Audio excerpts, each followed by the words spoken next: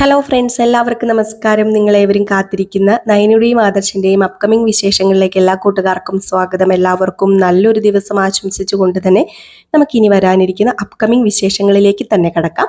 അതിനു മുമ്പായിട്ട് ആരെങ്കിലും ഈ ചാനൽ ആദ്യമായിട്ട് കാണുന്നുണ്ടെങ്കിൽ ഒന്ന് സബ്സ്ക്രൈബ് ചെയ്ത് വെച്ചോളൂ. അതിനോടൊപ്പം മാക്സിമം എല്ലാവരും നമ്മുടെ വീഡിയോ ഇഷ്ടപ്പെടുകയാണെങ്കിൽ തീർച്ചയായിട്ടും ഒരു ലൈക്ക് അടിച്ചിട്ട് പോകാവുള്ളേ. അപ്പം നമുക്ക് നേരെ വിശേഷത്തിലേക്ക് തന്നെ പോകാം. ഇത് ഇന്നും നാളെയും വരുന്ന വിശേഷമല്ല, ഇത് അപ്കമിംഗ് വിശേഷമാണ്, ഇനി വരാനിരിക്കുന്ന വിശേഷമാണ് കേട്ടോ. അപ്പം നേരെ വിശേഷത്തിലേക്ക് പോവാണ്, പറഞ്ഞു ബോറാക്കുന്നില്ല. അങ്ങനെ നമ്മുടെ നയനയ്ക്ക് നവ്യയുടെ ജീവിതം എങ്ങനെയെങ്കിലും സേഫ് ആക്കിയേ പറ്റത്തുള്ളൂ. നയനയുടെ ജീവിതം സേഫ് തന്നെയാണ്. നയന വളരെ സന്തോഷത്തോടു കൂടി തന്നെയാണ് മുന്നോട്ടേക്ക് പോകുന്നത്. സത്യത്തിൽ നയന ഒരു കോടീശ്വരി തന്നെയായിട്ട് മാറിക്കഴിഞ്ഞിരിക്കുന്നു. അപ്പം അതുകൊണ്ട് തന്നെ എത്ര പണമുണ്ടെങ്കിലും എന്തൊക്കെ ഉണ്ടെങ്കിലും ജീവിതത്തിൽ ഒരു അർത്ഥമില്ലെങ്കിൽ പിന്നെ പറഞ്ഞിട്ട് കാര്യമില്ലല്ലോ. അപ്പൊ ആ ഒരു അവസ്ഥയാണ് നവ്യയ്ക്ക്. അപ്പൊ നവ്യയ്ക്ക് കുഞ്ഞ് ജനിക്കാറൊക്കെ ആയി, എന്നിട്ടും അഭിക്ക് യാതൊരു മാറ്റവും ഇല്ല. അപ്പൊ അഭി എന്തുകൊണ്ടാണ് ഇങ്ങനെ ആയി തീർന്നത്, ജലജ എന്തുകൊണ്ടാണ് ഇങ്ങനെ ആയി തീർന്നത്? അപ്പൊ കുറച്ച് ബാക്ക്ഗ്രൗണ്ട് ഒക്കെ അറിയാനുണ്ടല്ലോ നമ്മുടെ ജലജയുടെ. അപ്പം ജലജയുടെ ഭർത്താവിനെ മൂർത്തി മുത്തച്ഛനും വസന്തര മുത്തശ്ശിയും കൂടെ ദത്തെടുത്തൊരു ദത്തുപുത്രനായിരുന്നു. അപ്പൊ എന്തുകൊണ്ടാണ് ജലജയുടെ ഭർത്താവ് ആ വീട്ടിൽ നിന്നും ഇറങ്ങിപ്പോയത്? ജലജയുടെ ഭർത്താവ് സത്യത്തിൽ ജീവിച്ചിരിപ്പുണ്ട്. ജലജയുടെ ഭർത്താവിനെ ആ വീട്ടിൽ നിന്നും നമ്മുടെ മൂർത്തി മുത്തശ്ശൻ ഇറക്കി വിട്ടതാണ്. അത് കാരണം എന്താണ് അങ്ങനെ ഇറക്കി വിടാനുള്ള? ജലജയുടെ മകനെയും ഒക്കെ ഇവിടെ നിർത്തിയിട്ട് മൂർത്തി മുത്തശ്ശൻ നമ്മുടെ ജലജയുടെ ഭർത്താവിന്, അതായത് ദത്തുപുത്രനെ ഇറക്കി വരണമെങ്കിൽ ഒരു കാരണം കാണുമല്ലോ. അപ്പൊ അതിന്റെ കാരണം എന്താണ് എന്നൊക്കെ ഉള്ള കുറച്ച് കാര്യങ്ങളാണ് കേട്ടോ നമ്മൾ ഇനി അങ്ങോട്ടേക്ക് ഞാൻ പറയാൻ പോകുന്നത്. അപ്പം വേറൊന്നും കൊണ്ടുമല്ല, നമ്മുടെ നയനയ്ക്ക് ഭയങ്കര ഒരു ആഗ്രഹം. എന്തുകൊണ്ടാണ് ജലജ ഇങ്ങനെയായി പോയത്?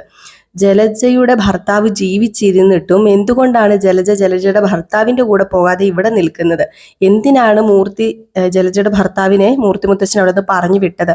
അപ്പൊ ഇതിനൊക്കെ ഒരു ഉത്തരം ഇതുവരെ കിട്ടിയിട്ടില്ല. അപ്പൊ അതുകൊണ്ട് തന്നെ നമ്മുടെ നയനയ്ക്ക് എങ്ങനെയെങ്കിലും നവ്യയുടെ ജീവിതം സേഫ് ആക്കണം. അപ്പം ഇവർക്ക് ഒരു പിതാവുണ്ടെങ്കിൽ, അതായത് ഒരു ഗ്രഹനാഥൻ ഉണ്ടെങ്കിൽ ജലജയെ പറഞ്ഞു മനസ്സിലാക്കിപ്പിച്ചേനെ. അതുപോലെ തന്നെ നമ്മുടെ അഭി നേരെ വഴി നടന്നേനെ. അപ്പൊ അങ്ങനെയൊക്കെ ഒരു ചിന്തയാണ് നയനയ്ക്ക് കയറി വരുന്നത്. അങ്ങനെ നയനയാണെങ്കിൽ നന്ദു പോലീസ് ആണല്ലോ. അപ്പം നന്ദു പോലീസ് ആയതുകൊണ്ട് തന്നെ കാര്യങ്ങളൊക്കെ പെട്ടെന്ന് അന്വേഷിച്ച് കണ്ടുപിടിക്കാനായിട്ട് സാധിക്കുമല്ലോ. അപ്പം നന്ദുവിനെ ഫോൺ വിളിച്ചിട്ട്, മോളെ എനിക്ക് നിന്നെ ഒന്ന് കാണണം, എനിക്ക് നവ്യേച്ചിയുടെ കാര്യം നിന്നോടൊന്ന് സംസാരിക്കാനാണെന്ന് പറഞ്ഞിട്ട് നമ്മുടെ നന്ദുവിനെ വിളിച്ചു വരുത്തുകയാണ്. അപ്പം നന്ദു പെട്ടെന്ന് വന്നു കേട്ടോ. അപ്പം നന്ദു ചോദിച്ചു, എന്താ ചേച്ചി എന്ന് ചോദിച്ചപ്പം, അല്ല നീ ഇപ്പൊ ഒരു SI ആണല്ലോ ഇവിടത്തെ, അപ്പൊ അതുകൊണ്ട് തന്നെ നിനക്ക് കാര്യങ്ങളൊക്കെ പെട്ടെന്ന് കണ്ടുപിടിക്കാനായിട്ട് സാധിക്കും. നമ്മൾ ഇങ്ങനെ പോയി കഴിഞ്ഞാൽ ഒരിക്കലും ശരിയാവില്ല. നിന്റെ ജീവിതം ഏകദേശം ഇപ്പം നല്ലൊരു ഇതിൽ തന്നെയാണ് നിൽക്കുന്നത്. നിന്റെ ആഗ്രഹങ്ങൾക്കനുസരിച്ചുള്ള ജീവിതം നിനക്ക് കിട്ടിക്കഴിഞ്ഞിരിക്കുന്നു. അതുപോലെ ഞാൻ ആഗ്രഹിക്കാതെ ആണെങ്കിൽ കൂടി എൻ്റെ ജീവിതം സേഫാണ്. പക്ഷെ നവ്യേച്ചിയുടെ ജീവിതം അങ്ങനെയല്ല. നമ്മൾ ഇനിയിപ്പോൾ നവ്യേച്ചിയുടെ ജീവിതം സേഫ് ആക്കണമെങ്കിൽ ഒരിക്കലും നവ്യേച്ചി വേറൊരു വിവാഹത്തിന് തയ്യാറാവുകയൊന്നുമില്ല.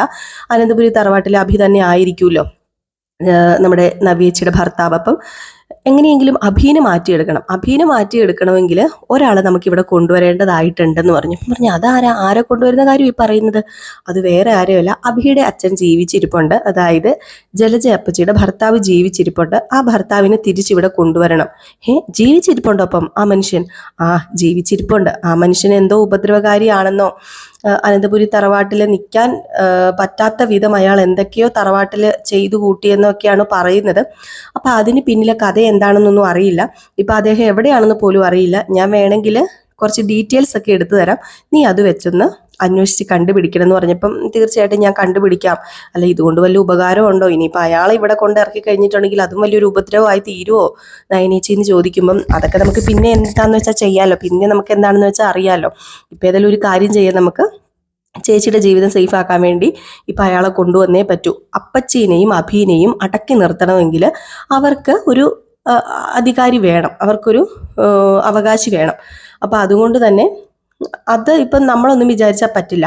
അപ്പം ആ ഭർത്താവിനെ കൊണ്ടുവരാം.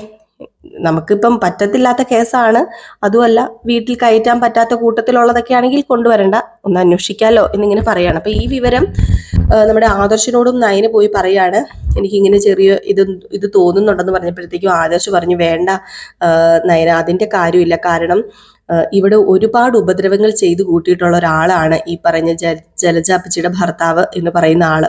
ഒരുപാട് ഉപദ്രവങ്ങൾ ചെയ്തിട്ടുണ്ട്. അപ്പൊ അതെല്ലാം മനസ്സിലാക്കിയിട്ടാണ് ഇവിടുന്ന് പുറത്താക്കിയത്. പുള്ളിക്കാരൻ കള്ളുകുടിയനും കഞ്ചാവും പുള്ളിക്കാരൻ പെണ്ണ് കേസും എല്ലാം കൂടെ ഉൾക്കൊണ്ട ഒരു ആളാണെന്ന് പറയുമ്പം, അല്ല ആദർശേട്ടൻ, ഒരാൾക്ക് നന്നാകാൻ ഒരു അവസരം നമുക്ക് ഉണ്ടാക്കി കൊടുത്തൂടെ?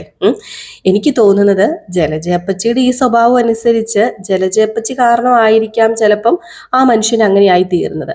അപ്പം നമുക്ക് ജസ്റ്റ് ഒന്ന് നന്നാകാനുള്ള ഒരു അവസരം ഉണ്ടാക്കി കൊടുത്തൂടെ? എനിക്ക് വേറൊന്നും വേണ്ട, എനിക്ക് പേരറിയണം, പേരും എന്താണ് പുള്ളിക്കാരൻ്റെ ജോലിയെന്നും ഒക്കെ എനിക്ക് അറിയണമെന്ന് പറഞ്ഞപ്പോഴത്തേക്ക് പേര് ഞാൻ പറയാം, പുള്ളിക്കാരൻ്റെ വീട്ടുപേരൊക്കെ ഞാൻ പറഞ്ഞു തരാം.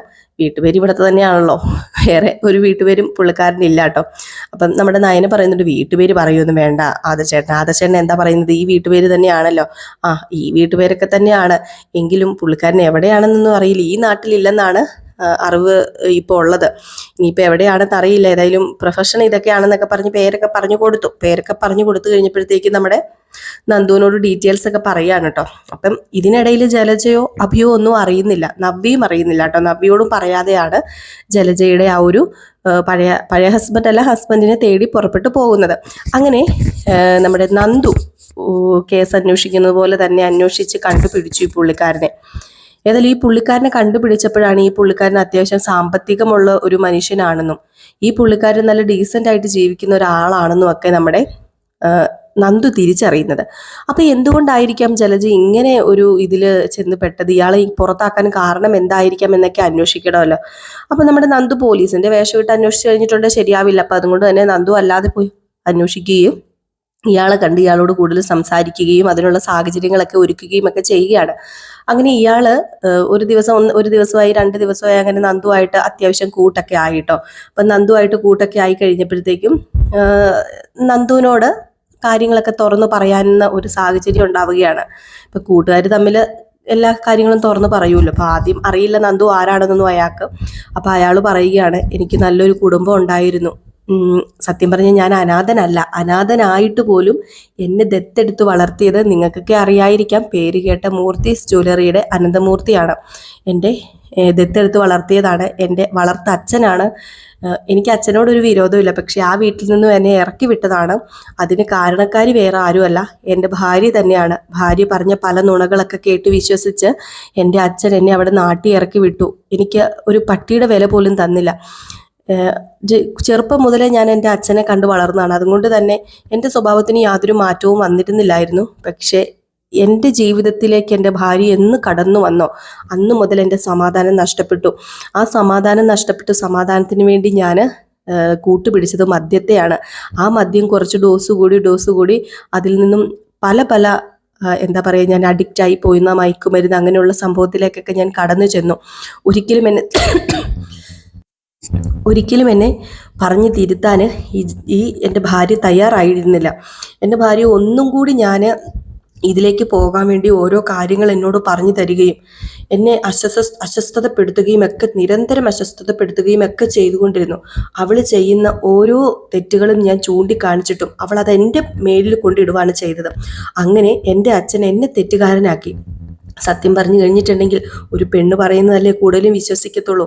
അവൾക്ക് ഞാൻ സൗര്യം കൊടുക്കില്ല, അവളെ ഞാൻ ഇന്നും തല്ലും, അതുപോലെ ഞാൻ പല പെണ്ണുങ്ങളുടെ പിറകെ പോകും എന്നൊക്കെ പറഞ്ഞ് അവൾ തെളിവ് സഹിതം കാണിച്ചു കൊടുത്താൽ ആരാ വിശ്വസിക്കാതിരിക്കുക? അതുകൊണ്ട് തന്നെ ഈ സത്യങ്ങളൊക്കെയും ഈ കള്ളങ്ങളൊക്കെയും പറഞ്ഞ് പിടിപ്പിച്ച് എന്നെ ആ വീട്ടിൽ നിന്ന് അനന്തപുരി തറവാട്ടിൽ നിന്ന് ഇറക്കി വിട്ട് അവിടെ അവൾക്ക് എൻ്റെ ആ ഒരു സ്ഥാനം കിട്ടാൻ വേണ്ടിയാണ് അവൾ അങ്ങനെയൊക്കെ ചെയ്തത്. സത്യം പറഞ്ഞു കഴിഞ്ഞിട്ടുണ്ടെങ്കിൽ ഞാൻ ഒഴിഞ്ഞു കൊടുക്കുക തന്നെയാണ് ചെയ്തത്, വേറെ ഒന്നിനുമല്ല. എൻ്റെ 2 മക്കളുണ്ട്. ആ 2 മക്കളും അനന്തപുരി തറവാട്ടിൽ നിന്ന് പോകാൻ പാടില്ല. ഒരു പക്ഷേ ഞാൻ സത്യങ്ങളൊക്കെ പറഞ്ഞാൽ എൻ്റെ ഭാര്യനെ അവിടെ നിന്ന് പറഞ്ഞു വിടുമ്പോൾ അതിൻ്റെ കൂടെ എൻ്റെ 2 മക്കളും ഇറങ്ങി പോകേണ്ടി വരും. അപ്പോൾ എൻ്റെ മക്കൾ വീണ്ടും തെരുവിൽ വളരേണ്ടി വരും. പക്ഷേ എന്നും എൻ്റെ മക്കൾക്ക് അമ്മ വേണം, അച്ഛനില്ലെങ്കിലും അമ്മ വേണം. അതുകൊണ്ട് മാത്രമാണ് ഞാൻ അവിടെ നിന്ന് ഇറങ്ങി പോകുന്നതെന്ന് പറയാം. അപ്പോൾ ഇതൊക്കെ കേട്ട് കഴിഞ്ഞപ്പോഴത്തേക്കും വല്ലാത്തൊരു അതിശയമായി പോയി നന്ദുവിന്. നന്ദു പറഞ്ഞു, അത് പിന്നെ ഞാൻ ആരാണെന്ന് പറയാം. ഞാൻ അനന്തപുരി തറവാട്ടിലെ ആദർശിനെ അറിയുമെന്ന് ചോദിച്ചു. ആദർശിനെ അറിയും, ആദർശ് മോനെ എനിക്ക് നന്നായിട്ട് അറിയാം. അനന്തപുരി തറവാട്ടിൽ നല്ലൊരു മകനുണ്ടെങ്കിൽ അവൻ തന്നെയാണ്.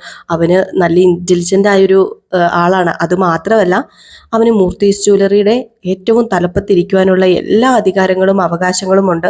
അത്രയ്ക്കും നല്ല പെർഫെക്റ്റ് ആയൊരു ആളാണ് മൂർത്തി സാർ എന്നല്ല, അച്ഛൻ എന്നാണ് പറയുന്നത് ഇപ്പം, പക്ഷേ മൂർത്തി സാർ എന്നാട്ടോ പറയുന്നത്. മൂർത്തി സാറിനെ പോലെ തന്നെയാണ് ആദർശും, അതേ സ്വഭാവവും ഉള്ളതെന്നൊക്കെ ഇങ്ങനെ പറഞ്ഞു കഴിഞ്ഞപ്പോഴത്തേക്ക് ആ ആദർശേട്ടൻ്റെ ഭാര്യയുടെ അനിയത്തിയാണ് ഞാൻ. ഏതായാലും വേറെ ഒന്നിനുമല്ല, ആ ഭാര്യയുടെ അനിയത്തി മാത്രമല്ല, ദേ നിങ്ങളുടെ മകനില്ലേ അഭിയുടെ ഭാര്യയുടെ അനിയത്തിയും കൂടിയാണ് ഞാൻ. എൻ്റെ ചേച്ചീനെയും അനിയത്തിനെയുമാണ് എൻ്റെ ചേച്ചീനെ അനിയത്തിനെ അല്ല സോറി ചേച്ചിമാരെയാണ് അവിടെ വിവാഹം കഴിച്ച് കൊണ്ടുപോയിരിക്കുന്നത് ആദർശേട്ടനും അഭിയേട്ടനും കൂടെ എന്ന് ഇങ്ങനെ പറഞ്ഞു കഴിഞ്ഞപ്പോൾ ഞെട്ടിപ്പോവുകയാണ്. അപ്പോഴേക്കും അല്ല മോളിപ്പം എന്തിനാ എന്നെ തിരക്കി വന്നത്? അത് പിന്നെ ഒരുപാട് കാര്യങ്ങൾ എനിക്ക് പറയാനുണ്ട്, അത് ഞാൻ പറഞ്ഞാൽ ശരിയാവില്ല, അത് ഞാൻ ഒരാളുടെ അടുത്ത് കൊണ്ടുപോകാം. എൻ്റെ ചേച്ചി പറയുമ്പോഴേ അത് നിങ്ങൾക്ക് മനസ്സിലാകത്തുള്ളൂ എന്ന് പറഞ്ഞ് നമ്മുടെ നയനയുടെ അടുത്ത് കൊണ്ടുപോവുകയാണ്. അങ്ങനെ നയന പോകുന്നു, നയനയുടെ അടുത്ത് കൊണ്ടുവരുന്നു. അപ്പം ഇദ്ദേഹത്തിനെ കണ്ടിട്ട് നയന കാര്യങ്ങളൊക്കെ പറയുകയാണ്. അപ്പം നയന പറയുന്നുണ്ട്, എല്ലാം വ്യക്തമായിട്ട് കാര്യങ്ങൾ പറയുന്നുണ്ട്. എൻ്റെ ചേച്ചിയുടെ ജീവിതം ഇപ്പം സത്യം പറഞ്ഞു കഴിഞ്ഞിട്ടുണ്ടെങ്കിൽ കയ്യാലപ്പുറത്തിരിക്കുന്ന തേങ്ങ പോലെ തന്നെയാണ്. ഒരു ഗർഭിണിയായ സ്ത്രീ അനുഭവിക്കേണ്ട കാര്യങ്ങളൊന്നും അല്ല എൻ്റെ ചേച്ചി അനുഭവിക്കുന്നത്. നിങ്ങളുടെ മകൻ എൻ്റെ ചേച്ചിനെ ഒരുപാട് ദ്രോഹിക്കുന്നുണ്ട്, അതുപോലെ തന്നെ നിങ്ങളുടെ ഭാര്യ അതിലേറെ ദ്രോഹിക്കുന്നുണ്ട്. അപ്പം നിങ്ങൾ വരുവാണെങ്കിൽ, ഒരു പക്ഷേ നിങ്ങൾ നല്ലവനാണെന്ന് അറിയുവാണെങ്കിൽ മൂർത്തിമുത്തച്ഛൻ നിങ്ങളെ വീട്ടിൽ കയറ്റുകയും ഒരു പരിധി വരെ എൻ്റെ ചേച്ചിക്ക് നിങ്ങൾ ആ വീട്ടിലുണ്ടെങ്കിൽ പിടിച്ചു നിൽക്കാൻ പറ്റും.